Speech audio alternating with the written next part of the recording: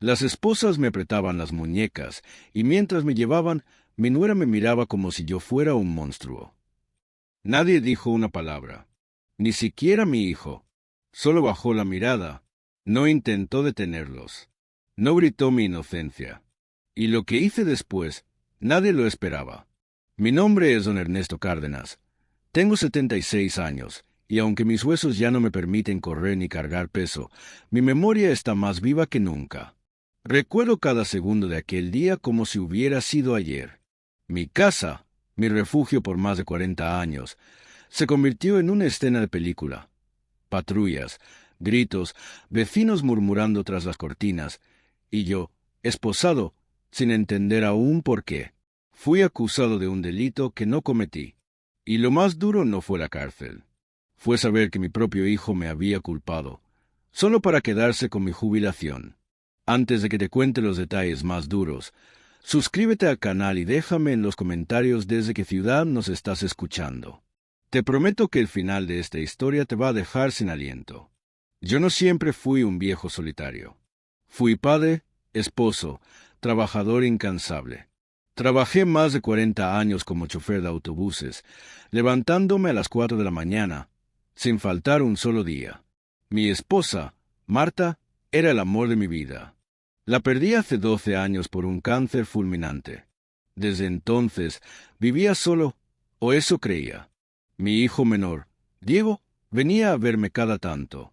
Decía que me cuidaba, que no quería que estuviera solo. Me traía pan, me ayudaba con las cuentas, incluso me convenció de dejar la tarjeta de mi cuenta de jubilación para que me ayudara con los pagos digitales, ya que yo nunca entendí mucho esas cosas. Papá, es más fácil así. Yo te ayudo como tú me ayudaste a mí toda la vida. Le creí, porque es mi hijo, y uno no duda de su sangre, ¿verdad? A veces lo notaba nervioso. Tenía los ojos rojos.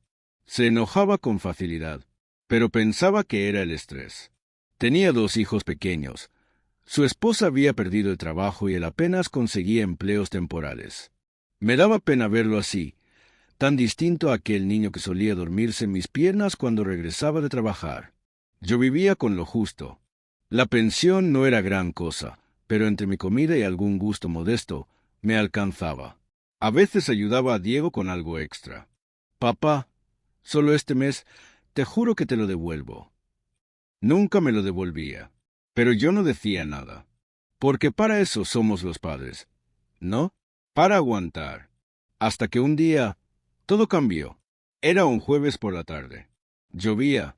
Yo estaba en la cocina preparando un café cuando escuché los golpes en la puerta.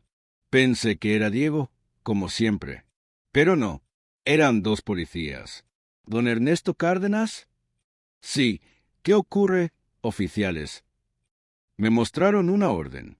Me dijeron que estaba acusado de fraude, estafa y uso indebido de fondos públicos. No entendía nada. Creí que era un error, un malentendido. Pero cuando miré hacia la calle y vi la patrulla con las luces encendidas y a los vecinos observando desde las ventanas, supe que aquello no era un mal sueño. En la comisaría me interrogaron por horas.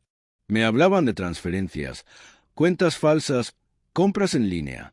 Yo ni siquiera sabía usar un celular moderno.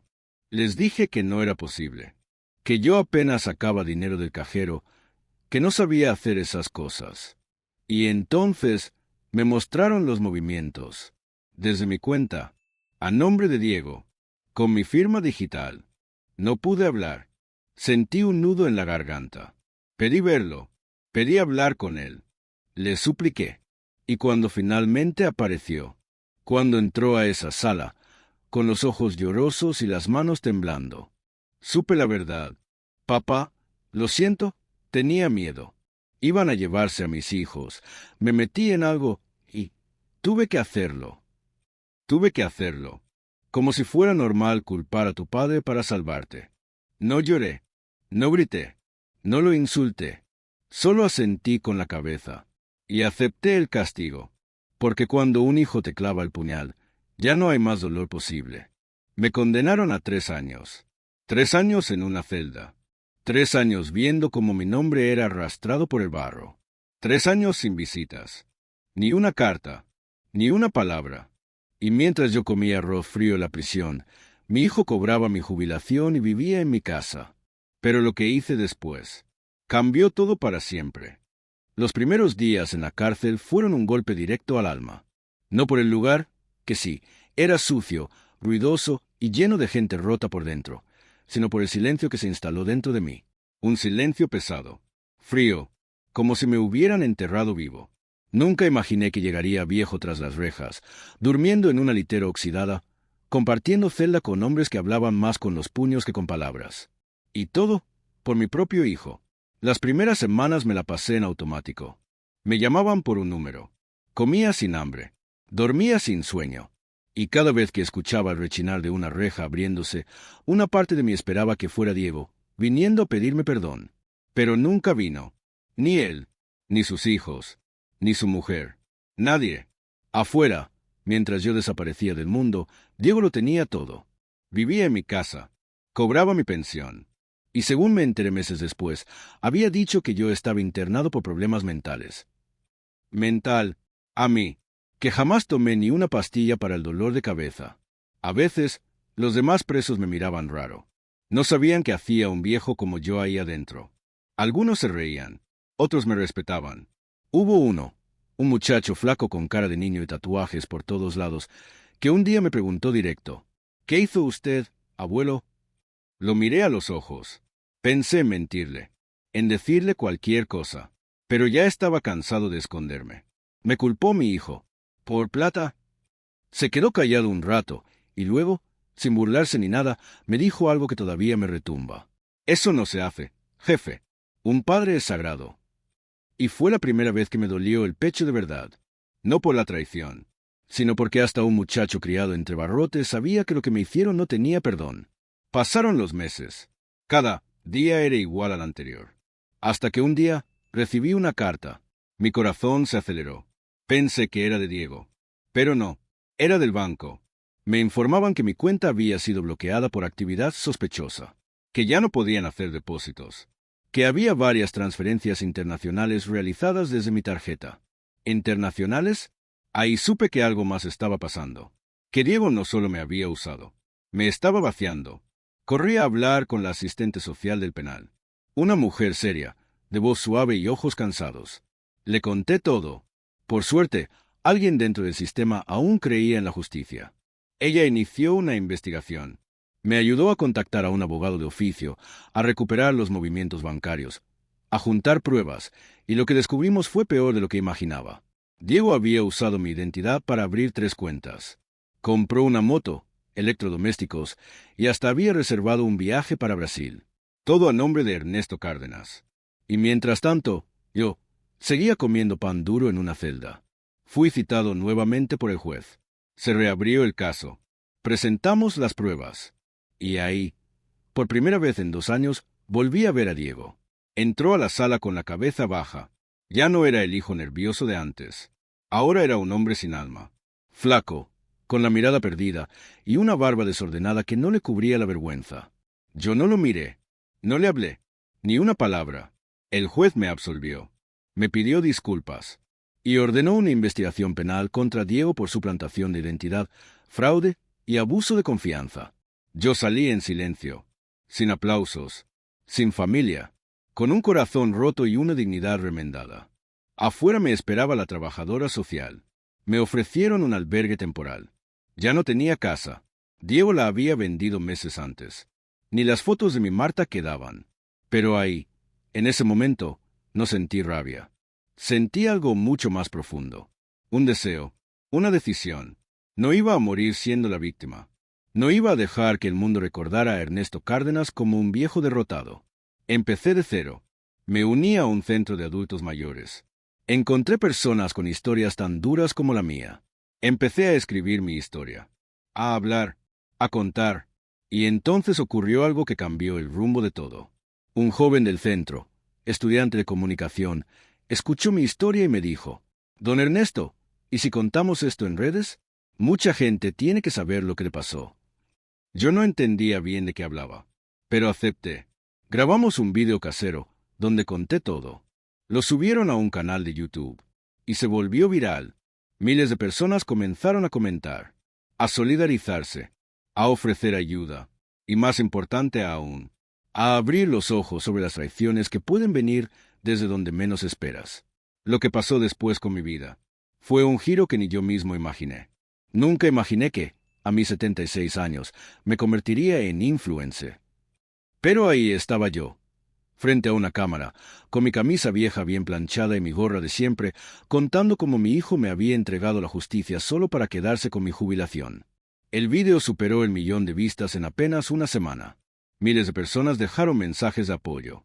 Algunos me ofrecieron ayuda económica, otros querían enviarme comida, ropa, hasta un lugar donde vivir.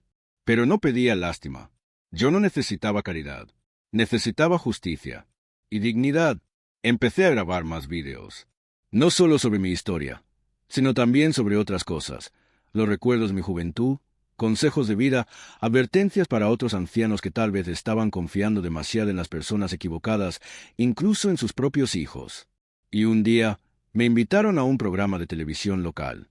Me senté en ese sillón rojo con la frente en alto y la voz firme. Conté todo, desde el momento en que me pusieron las esposas, hasta la traición más brutal que viví. Y si pudiera hablar hoy con su hijo, ¿qué le diría?, me preguntó la conductora. La gente en el estudio guardó silencio. Yo respiré hondo y respondí, le diría que aún lo amo, pero que no quiero volver a verlo nunca más. El público aplaudió. Algunos lloraban. Y yo no me quebré, porque ya había llorado lo suficiente en silencio. Pero lo que ocurrió después de esa entrevista me dejó helado. Esa misma noche, mientras revisaba los comentarios en mi canal, vi un mensaje, uno entre miles, firmado con un nombre que jamás creí volver a leer. Soy Lucía, la esposa de Diego. No supe qué pensar. Mi primer impulso fue ignorarlo. Pero había algo en sus palabras que me detuvo. Decía que necesitaba hablar conmigo, que había cosas que no sabía, que Diego había cruzado una línea aún más peligrosa. Nos encontramos días después en un parque. Ella llegó con los ojos hinchados y un cuaderno en la mano. Don Ernesto, sé que no tengo derecho a pedirle nada, pero usted tiene que saber lo que Diego hizo mientras usted estaba preso. Yo asentí, en silencio, y lo que escuché a continuación me hizo sentir que aún no conocía ni la mitad del infierno por el que había pasado. Lucía me contó que, durante mi tiempo en prisión, Diego se volvió una persona irreconocible. No solo vivía de mi pensión, también pedía préstamos a mi nombre, vendió mi casa por un precio irrisorio y se gastó todo en apuestas y drogas. Incluso había golpeado a Lucía en varias ocasiones. Yo me quedé por miedo. Pensaba que algún día cambiaría. Pero cuando vi que usted salió libre, y él me dijo que lo arreglaría a su manera. Sentí miedo por usted, don Ernesto. Lo miré a los ojos, y por primera vez en años, sentí rabia. Una rabia limpia, justa. No era venganza lo que quería. Era protegerme, y proteger a los que vendrían detrás. Porque si no frenaba a Diego, ¿cuántos más iba a destruir?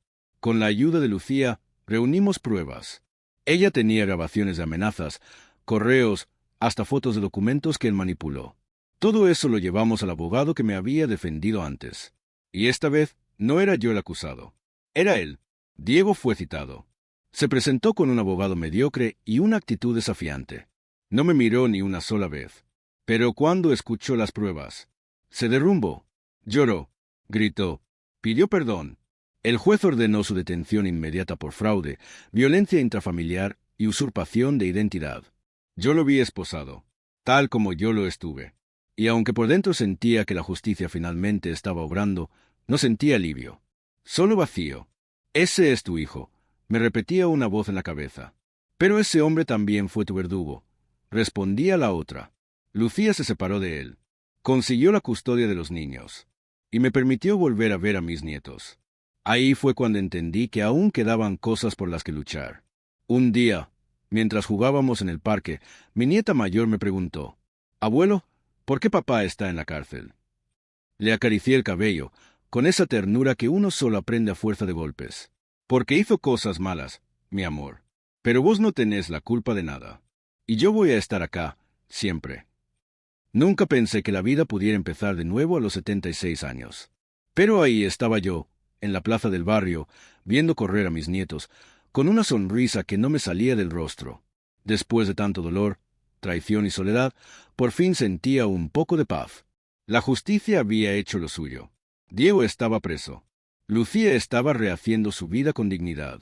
Y mis nietos, que al principio me miraban con una mezcla de timidez y tristeza, empezaban a llamarme abuelo con una voz cada vez más firme. Pero no todo fue sencillo. Porque cuando uno vuelve del infierno, no basta con haber sobrevivido. Hay que reconstruirse. Y eso duele. El canal donde contaba mi historia crecía cada día más. Mucha gente me escribía. Algunos para contarme que habían vivido algo parecido. Otros, simplemente para agradecerme. Don Ernesto, gracias por hablar. Mi papá pasó por algo similar y nunca lo dijo. Ahora tengo más cuidado con lo que firmo. Gracias por el consejo. Usted es un ejemplo. Qué sabio. Qué valiente. Yo no me sentía valiente. Me sentía viejo. Roto. Pero también libre. Y con el tiempo, algo hermoso comenzó a pasar. Me invitaron a dar charlas en centros de adultos mayores. Primero una, luego otra. Me pedían que contara mi historia. Sí, pero también que diera consejos. Que hablara de cómo protegerse. Cómo no caer en trampas. Cómo no confundir amor con sumisión. Porque eso me pasó a mí. Confundí el amor por mi hijo con una obligación de aguantarlo todo. Y eso, hoy lo sé, no es amor. Es miedo. Es culpa. Es costumbre. Una tarde, después de una charla en un hogar de ancianos, se me acercó una señora de cabellos blancos y voz temblorosa. «¿Usted perdonaría a su hijo, don Ernesto?» La miré con cuidado. No respondí de inmediato. Tomé aire y le dije lo que vengo repitiendo desde entonces. Yo lo amo, porque es mi hijo, pero no confío más en él. Y sin confianza, el perdón se vuelve hueco. Ella asintió, con lágrimas en los ojos, y me abrazó. Ese abrazo me sostuvo más que cualquier medicina. Con el tiempo, la comunidad me fue adoptando. Ya no era solo el viejito del vídeo. Era don Ernesto, el que luchó, el que se levantó, el que no se dejó morir en el silencio. Un día, el director del centro comunitario se me acercó con una propuesta que, sinceramente, me dejó sin palabras. Queremos que usted dirija un programa de radio para mayores. Un espacio donde pueda contar historias, dar consejos y ayudar a otros como usted. Yo solté una carcajada. ¿Un programa? Yo... Sí, don Ernesto. Usted tiene una voz que llega. No solo por lo que dice, sino por cómo lo dice. Y así fue como, un mes después, nacía La Voz de Ernesto, un microprograma que salía 2 veces por semana. Al principio, pensé que solo me escucharían unos pocos. Pero los teléfonos no paraban de sonar. Recibíamos cartas, mensajes, hasta visitas. Gente que venía solo para decirme, «Gracias, usted me hizo sentir menos solo». Y en el fondo, eso era lo que yo también necesitaba. Si estás disfrutando esta historia, suscríbete al canal y dale me gusta para que más personas la conozcan. Pero claro, no todo era luz. Una noche, mientras salía del centro comunitario, encontré una carta pegada en la puerta. No tenía remitente, solo 2 palabras escritas a mano. ¿Ya me perdonaste? El sobre contenía una hoja doblada. La reconocí al instante. Era la letra de Diego. Decía que en la cárcel había tenido tiempo para pensar, que no esperaba mi perdón, que entendía si nunca quería volver a verlo, pero que aún me consideraba su padre. «Papá, sé que no tengo derecho a pedir nada, pero si algún día quieres verme, estaré acá. Siempre vas a ser mi viejo». Leí esa carta muchas veces. La guardé en una caja. No la mostré a nadie. No respondí, porque no estaba listo, y tal vez nunca lo esté. Porque hay heridas que no se cierran con disculpas. Se curan con tiempo, con distancia y con honestidad. Yo no sé qué será del futuro. No sé si Diego saldrá cambiado o peor. No sé si volveré a hablar con él. Pero sí sé que yo ya no soy el mismo. Hoy camino con la frente en alto. Ya no me avergüenzo de haber sido traicionado. Porque aprendí que no es una vergüenza ser víctima. La verdadera vergüenza es permanecer en el silencio. Y eso, yo ya no lo permito más. Pero aún queda un último capítulo. Una decisión que tomé y que nadie vio venir. Aquel sobre con la carta de Diego se quedó guardado por semanas en mi mesita de noche. Cada vez que lo abría, algo dentro de mí se revolvía. No era solo tristeza. Era ese tipo de dolor que uno no puede poner en palabras, porque viene de lo más hondo, del lugar donde uno guarda lo que más ama. Y lo que más duele, yo seguía con mi vida. Las charlas, el canal, el programa de radio. Mis nietos venían a visitarme cada fin de semana, y me abrazaban con una sinceridad que ni el tiempo ni los errores heredados podían quitarme. Pero por dentro, había algo pendiente, un nudo que no se deshacía.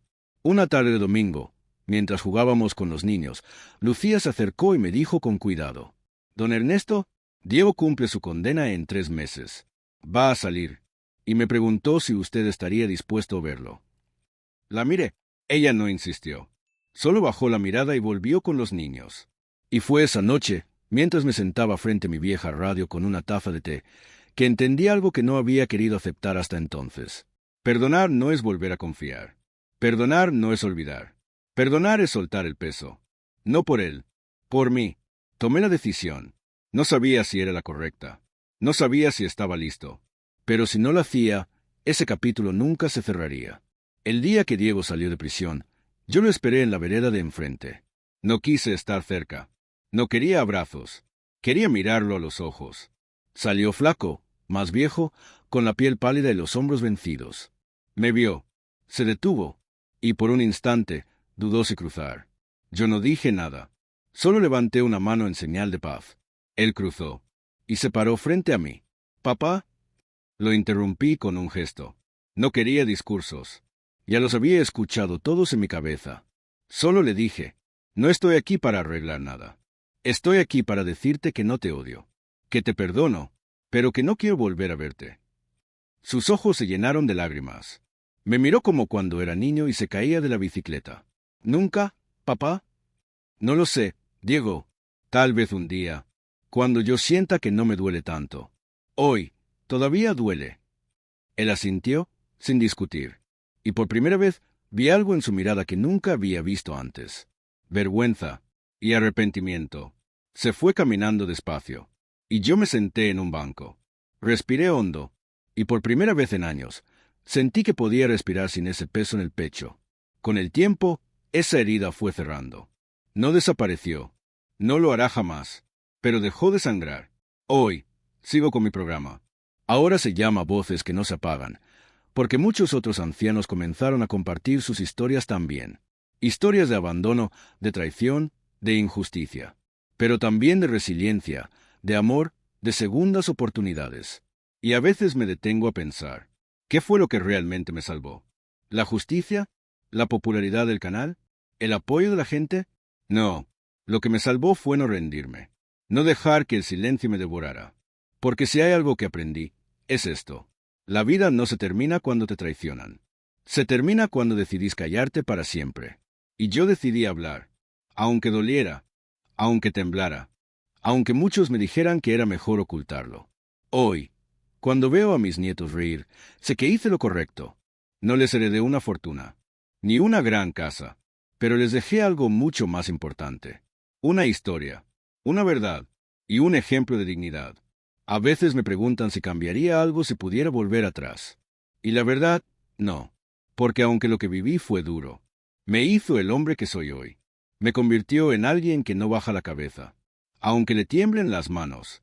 Y si estás escuchando esto, si alguna vez te hicieron daño, si te falló alguien a quien amabas, no te calles, no te encierres, no te mueras en vida, porque siempre hay una salida, aunque al principio no se vea.